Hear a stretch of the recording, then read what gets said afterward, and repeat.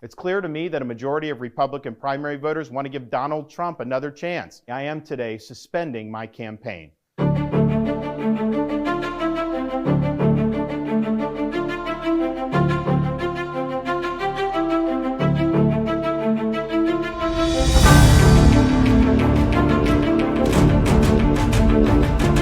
Greetings from Florida.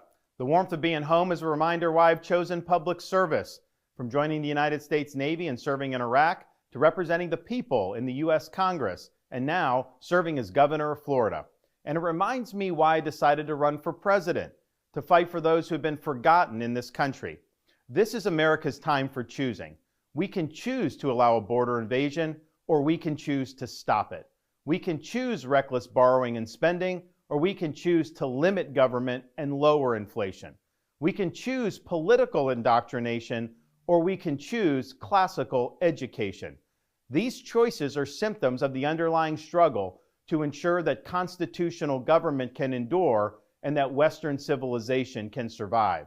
And we launched this campaign to bring accountability to government, regain sovereignty at our border, and restore sanity to our society.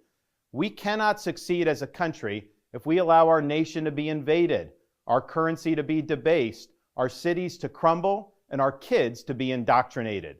The DC elites who facilitated this mess do not care about you, and they do not work for you. They work for themselves. They seek to accumulate power at your expense to pursue an agenda that is harmful to the American people. Citizens do not serve politicians. It is the duty of politicians to serve you. Talk is cheap.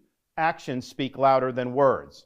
Reversing the decline of this nation requires leadership that delivers big results for the people we are elected to serve.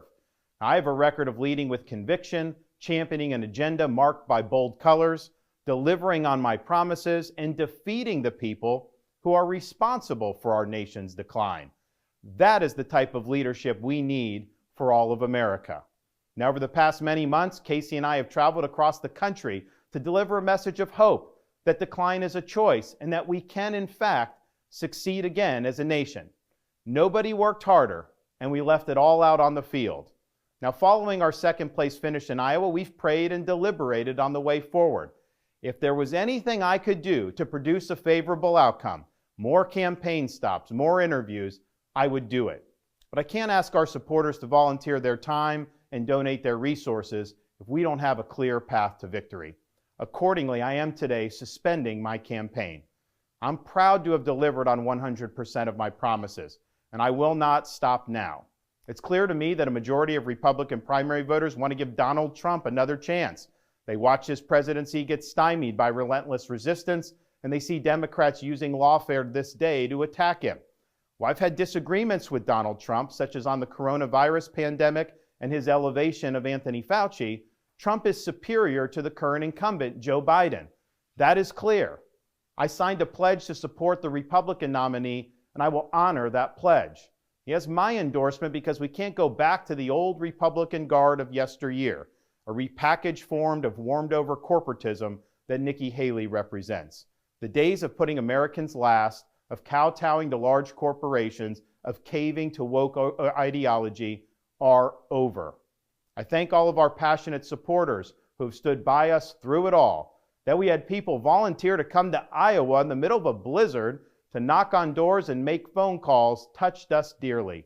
No candidate had more thrown at him, but no candidate had so many committed volunteers and staff. Finally, I want to thank my wife, Casey, and our kids, Madison, Mason, and Mamie. Casey's gone far above and beyond in her support for our campaign and for our cause. She's not only a great wife and mother, she's a great American who cares deeply about the future of the country that our kids will inherit. Our kids have seen and done a lot on the trail, from playing on the famed Field of Dreams baseball site in Iowa to making their first snowman in New Hampshire. They are one of the reasons we fight so hard for what we believe in. Winston Churchill once remarked that success is not final, failure is not fatal, it is the courage to continue that counts. While this campaign has ended, the mission continues. Down here in Florida, we will continue to show the country how to lead. Thank you, and God bless.